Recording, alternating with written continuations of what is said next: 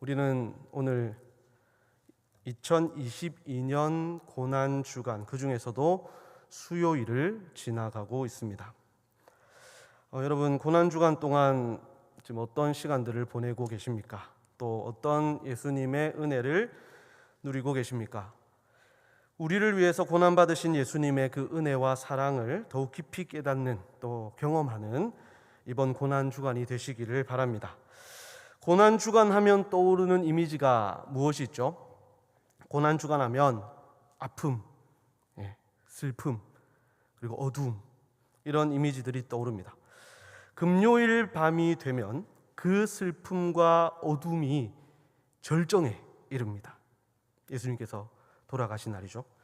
그리고 이제 부활주일이 되면 비로소 이제 분위기가 또 밝아지죠. 자, 그 어둠과 슬픔의 시간들 중에서도 특히 고난주간의 딱 중간에 있는, 월요일부터 금요일로 따졌을 때 딱 중간에 있는 수요 복음서 안에서요. 그래서 어떤 이들은 이날을 침묵의 수요일이라고 부릅니다. 또 어떤 이들은 휴식의 수요일, 예수님께서 휴식하셨다고, 아무것도 안 하고 쉬셨다고 휴식의 수요일.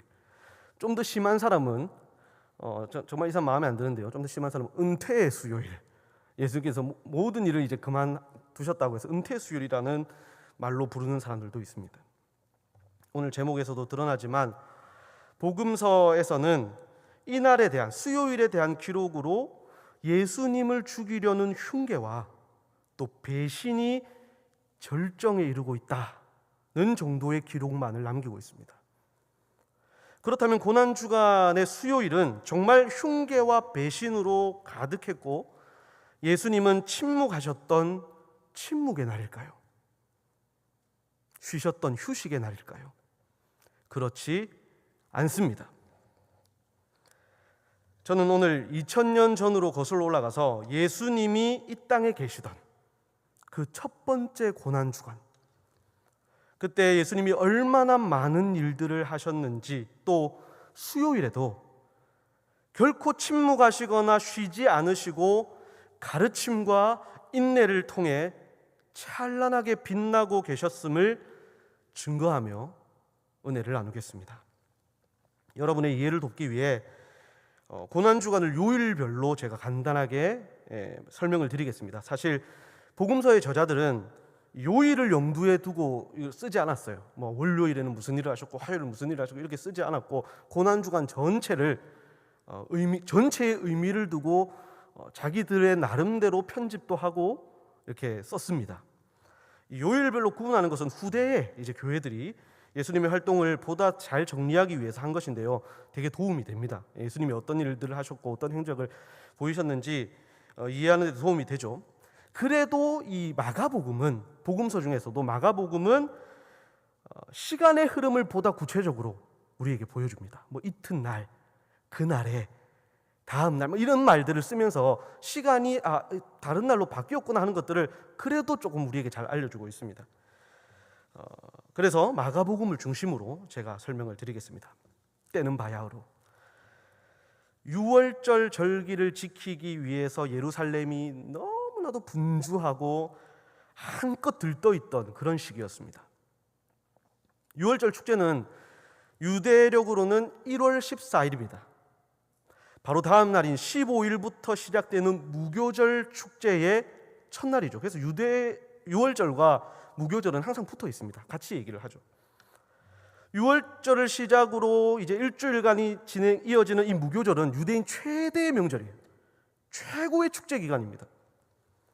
출애굽 당시에 하나님께서 애굽 땅에 10가지 재앙을 내리시잖아요. 그때 10번째 재앙, 그 재앙을 내리실 때 어린 양의 피를 문설주와 임방에 발랐던 이스라엘 백성들은 살았죠. 장자들은 살았습니다. 그 집을 넘어갔습니다. 죽음이 넘어갔어요. 그것을 기념하는 날입니다. 너무 중요하고 너무 큰 은혜고 중요한 날이죠. 이때를 위해서 유대인들은 며칠 동안을 준비합니다.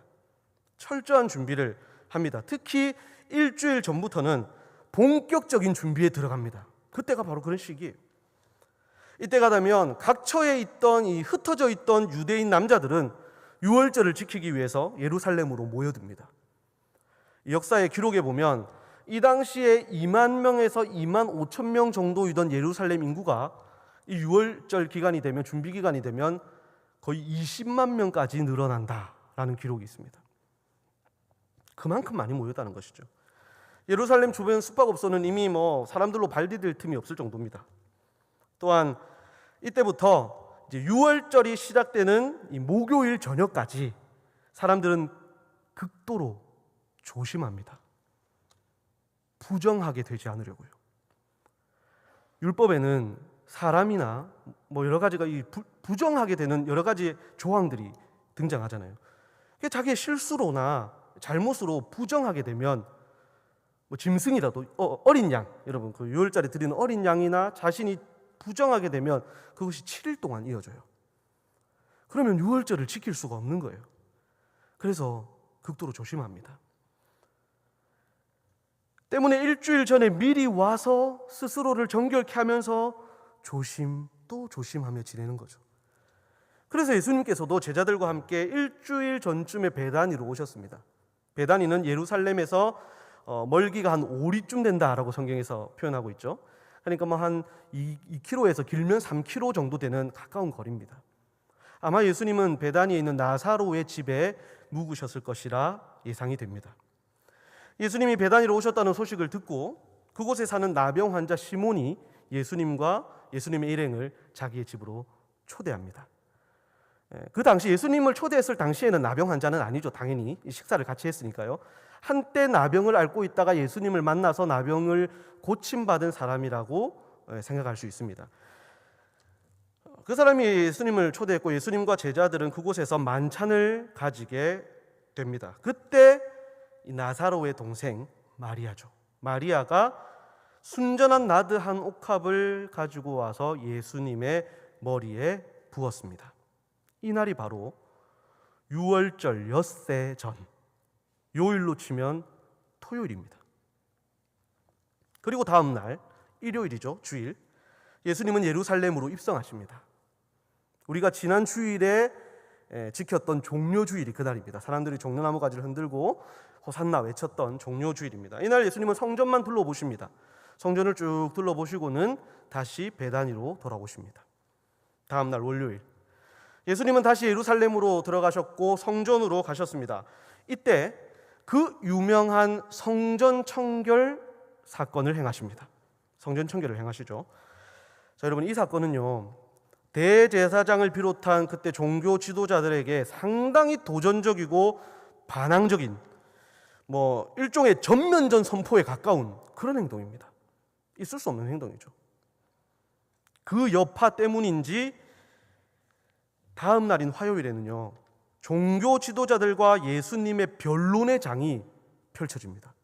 대제사장, 서기관, 바리새인, 헤롯 당, 사두개인 이런 사람들이 총출동합니다. 총출동해서 예수님께 질문하고 예수님과 변론하면서 예수님을 고발할 거리를 찾는 거예요. 이때 예수님께서 참 많은 가르침을 주십니다. 이 화요일에 혼인잔치의 비유, 가이사에게 세금을 바치는 것, 가장 큰 계명은 무엇인지, 또 열처녀와 달란트 비유 등을 말씀하신 때가 바로 화요일입니다.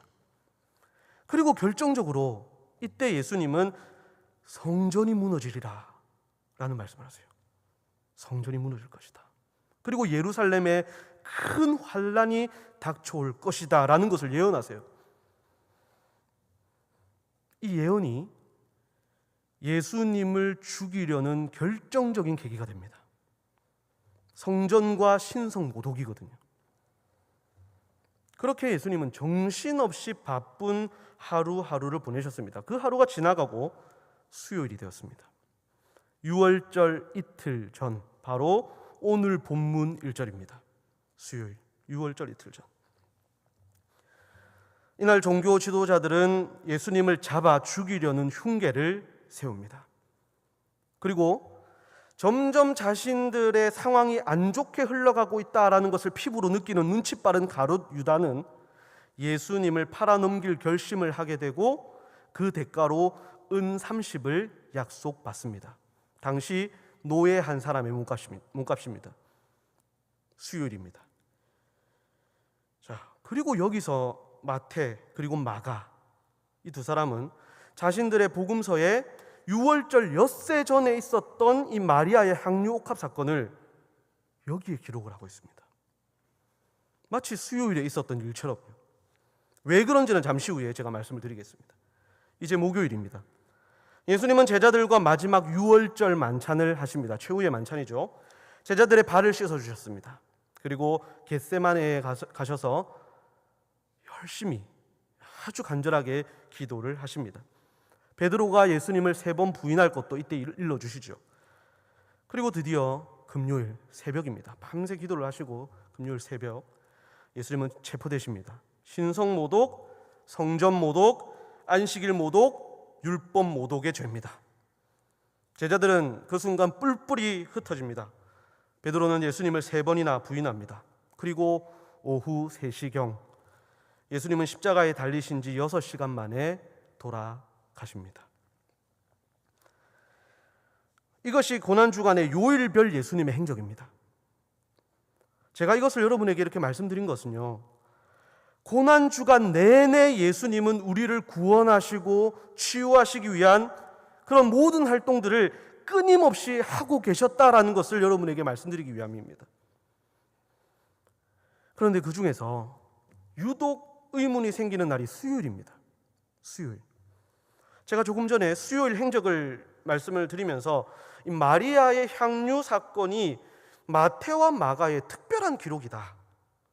특별한 기록이고 원래는 유월절 엿새 전 토요일에 일어난 사건이다라고 말씀을 드렸습니다. 왜 그렇게 볼 수 있는지 그 이유와 함께 왜 마태와 마가는 이 내용을 수요일에 기록하고 있는지 말씀을 드리겠습니다. 요한은요, 요한복음에서 이 사건을 유월절 엿새 전이라고 딱 기록을 하고 있거든요. 근데 마태와 마가는요, 수요일에 있었던 그날 사이에 이것을 기록하고 있지만 이게 언제 일어났는지는 쓰고 있지 않아요. 그러니까 혼란이 일어나겠죠. 자, 왜 그랬는지를 제가 말씀을 드리겠습니다. 우선 이 사건은 당시 시대적 배경으로 미루어 볼 때 수요일보다는 요한이 기록하고 있는 것처럼 토요일에 일어나는 것이 훨씬 적절하고 타당합니다. 수요일에 일어나서는 안 되는 사건입니다. 제가 초두에 말씀드린 것처럼 유대인들은 이 기간에 아주 중요한 여러 가지 준비를 막 합니다. 그 가운데서도 혹시나 남아있을지 모르는 부정함, 그 중에서도 누룩을 제거하는 대청소를 합니다. 누룩을 없애야 됩니다. 어디에도, 어떤 그릇에도, 주방 어디에도 이 누룩을 없애야 돼요. 그 대청소를 합니다. 그러므로 유월절 바로 전날인 수요일은 유대인들에게 있어서 유월절 식사에 사용될 그 어린 양, 그리고 음식을 만드는 데 사용될 기구, 그릇, 이런 것들에 대한 정결함을 유지하는 극도로 예민하고 조심하는 날입니다. 수요일이요. 예수님도 이날은요, 성전에도 가지 않으셨습니다. 자, 그런 날 예수님께서 시몬의 집에서 만찬을 하셨다, 음식을 조리해서 음식을 드시고 그렇게 하셨다라는 것은 어울리지 않습니다. 타당하지 않습니다. 더군다나 다음 날 유월절 만찬을 하시는데 유월절 만찬을 하기 바로 전날 또 만찬을 하셨다라는 것도 받아들이기 힘듭니다. 이 만찬은요, 유월절 엿새 전 베다니에 오신 예수님을 환영하는 만찬으로 보는 것이 당시 상황이나 시대적 배경으로 봤을 때 훨씬 타당합니다. 자, 그렇다면 여기서 우리는 2가지 질문을 할 수 있습니다. 첫째, 그럼 예수님은 수요일에 도대체 무엇을 하셨단 말인가? 마리아 사건이 여기서 빠진다면 수요일부터 유월절 식사를 준비하는 목요일 저녁까지 아무것도 하지 않으신 것처럼 보이는데 정말로 그러셨을까요? 아버지께서 일하시니 나도 일한다라고 하시며 고난주간 내내 가르치시고 기도하시고 사람들을 찾아다니셨던 예수님께서 대제사장들과 서기관들은 예수님을 죽일 흉계를 짜고 있고 제자 유다는 예수님을 팔아넘길 생각을 하고 있는 이 중차대한 흉계와 배신의 수요일에 정말 침묵하고 또 누군가의 말처럼 휴식하고 계셨을까 하는 질문이 생깁니다. 그리고 둘째, 마태와 마가는 왜 엿새 전에 있었던 일을 수요일 그 사이에 언급하고 있는 것인가 하는 질문입니다. 먼저 두 번째 질문의 답부터 한번 찾아보겠습니다. 이것은 100% 정확하다고 제가 확신하는 것은 아닙니다. 다들 주장들이 많습니다. 이 본문에 대한 주장들이 되게 많습니다. 그래서 제가 여러 자료들을 찾아봤는데 찾아보고 또 찾아보면서 내린 저의 결론이자 저의 주장입니다. 혹자는 말합니다. 마태와 마가는 시간의 구분이 아닌 고난주간에 행하신 예수님의 활동과 그 의미에 중점을 두고 있기 때문에 흉계와 배신, 그것과 반대되는 마리아의 헌신을 여기에 기록해 둔 것이다. 그렇게 편집을 했다. 요일과 상관없이 이 내용이 여기에 있는 것이 엿새 전에 있는 기록보다 더 적절하기 때문에 여기에 갖다가 편집을 했다. 마태도 그렇고 마가도 그렇고 라고 말을 합니다. 특히 마가는 샌드위치 구조, 여러분 샌드위치 좋아하시죠? 예, 저도 상당히 샌드위치를 좋아하는데 샌드위치를 보시면 여러분 그 빵이 이렇게 아래 위로 있고요. 그 안에 그 주된 재료가 있습니다. 참치가 있으면 참치 샌드위치, 예, 계란이 있으면 계란 샌드위치, 뭐 그렇게 되는 거잖아요. 중간에 들어있는 것이 중요하잖아요. 결정하는 겁니다. 그것처럼 마가는 이 샌드위치 구조를 통해서 강조하는 기법을 잘 사용하는데 흉계, 배신, 그 사이에 이 마리아의 헌신을 넣어두면서 그 헌신을 강조하고 있는 것이다. 아주 일리 있는 주장입니다. 설득력 있는 주장이죠. 하지만 저는 여러분 그 주장에 어느 정도 동의를 하지만 상당 부분 동의하지 않습니다. 감히 저 같은 게 말이죠. 저는 이렇게 생각합니다. 마리아와 예수님의 이 사건이 있었던 날은 6월절 엿새 전이 맞고요. 수요일의 이 기록, 마태와 마가가 똑같이 쓰고 있는 이 수요일의 기록은 당시의 제자들과 또 오늘날의 제자들인 우리를 위해 다시 한번 그날의 사건을 되새기며 재차 가르침을 주신 것이다 라고 봅니다. 마태와 마가도 그 가르침을 그곳에 기록한 것이다 라고 저는 생각합니다. 즉 예수님은 수요일에도 절대 침묵하거나 쉬지 않으셨다라는 말입니다. 제가 왜 그렇게 생각하고 왜 그렇게 주장을 하는지 여러분에게 말씀드리겠습니다. 마태는 예수님과 그날 그 시간에 함께 있었던 제자입니다. 그렇죠? 예수님과 함께 그날 그 시간을 보냈던 제자입니다. 그리고 마가는요, 베드로가 자기 아들이다라고 부를 만큼 베드로와 가까운 사이였습니다. 자신이 쓴 이 복음서의 많은 내용, 대부분의 내용을 베드로로부터 직접 들어서 생생하게 전해 듣고 쓴 것이 이 마가복음입니다. 그들이 나름대로 마가도 이날의 일을 생생하게 알고 있고 그날 그 자리에 예수님과 함께 있었던 마태도 그날에 있었던 일을 누구보다 생생하게 알고 있을 사람이죠. 그들이 똑같이 이 사건을 수요일 흉계와 배신의 한가운데 기록해 두고 있습니다. 마태가 사복음서 중에 가장 먼저 기록된 마가복음을 보고 썼기 때문에, 참고해서 썼기 때문에 그런 것 아니냐라고 하는 사람들도 있습니다. 하지만 마태는요, 제가 방금 또 말씀드렸다시피 그 자리 그 시간 예수님과 함께 있었던 사람입니다. 그리고 요한복음에는 나타나지 않는 예수님의 말씀을 똑같이 마태와 마가는 추가하고 있습니다. 오늘 9절 말씀이에요. 9절 말씀인데 여러분 이 9절 말씀이 엿새 전의 상황을, 그 당시에 그 시간에 있었던 상황을 기록하는 요한복음에는 없는 말입니다. 9절을 한번 보십시오.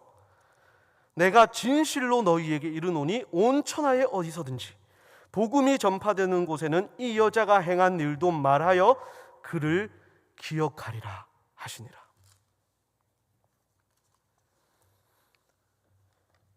이 말, 요한복음에 당시 그날에 있었던 일을 기록하는 요한복음에는 없는데 마태와 마가는 똑같이 이 말씀을 추가하고 있습니다.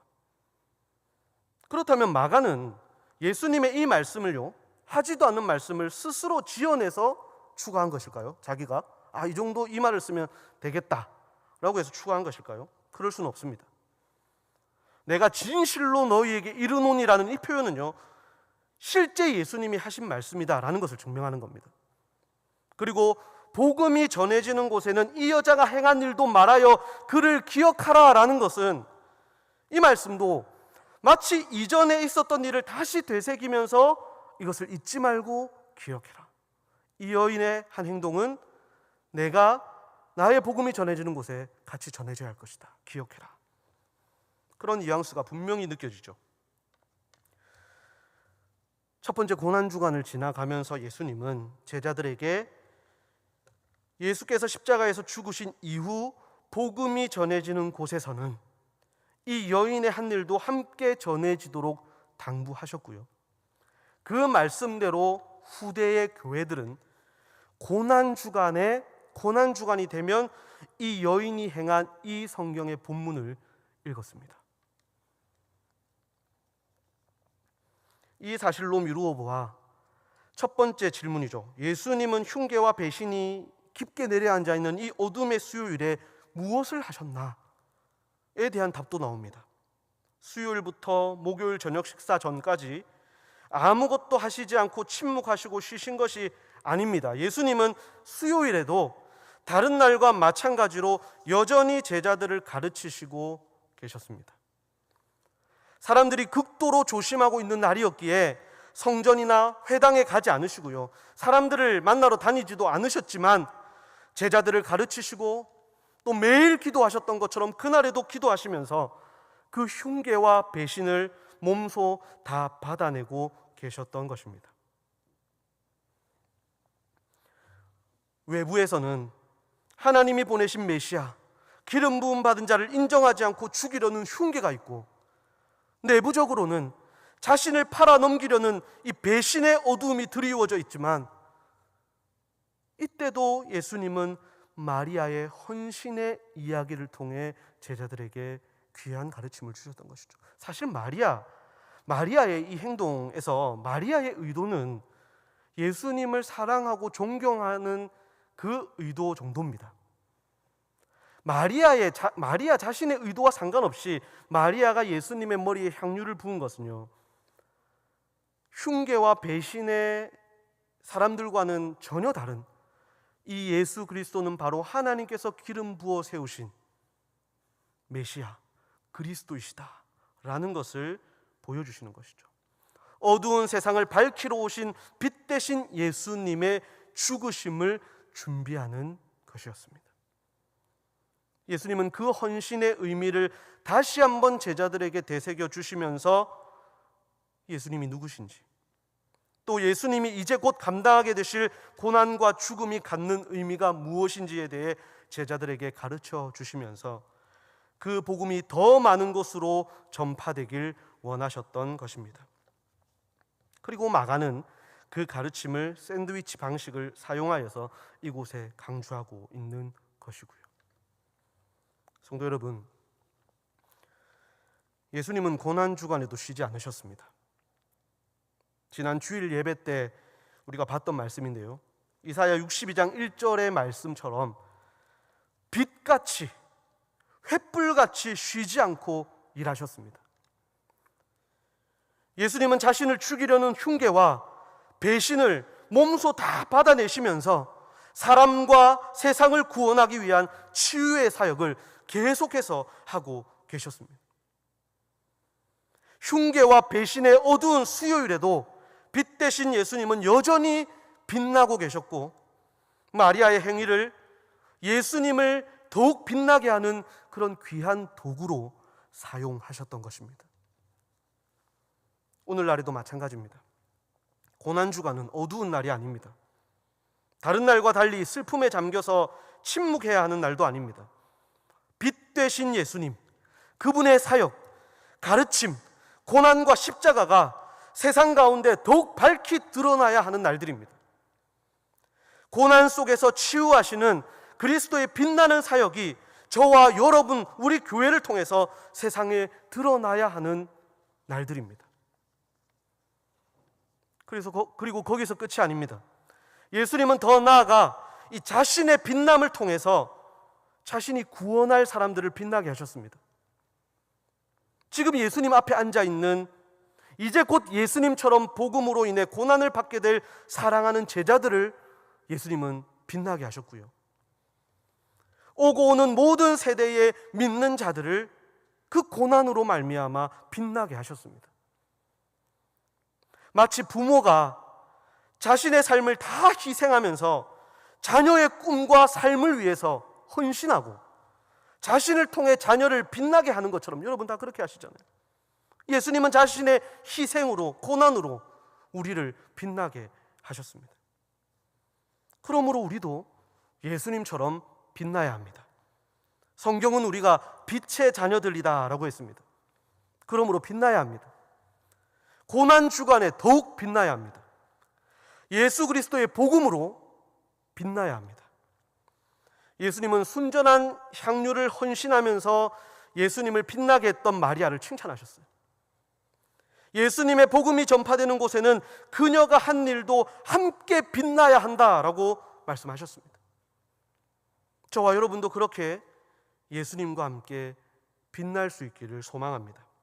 말씀을 맺겠습니다. 사랑하는 성도 여러분, 흉계와 배신의 어두운 날에도 빛나셨던 지금 우리 안에 계신 빛 대신 예수 그리스도, 그분으로 인해 우리도 이 어두운 세상 속에서 빛나기를 소망합니다. 그리고 우리의 헌신과 우리의 빛나는 삶을 통해 우리 구주 예수 그리스도와 그분의 복음이 이 열방 가운데 찬란하게 빛나게 되기를 예수님의 이름으로 간절히 축복합니다.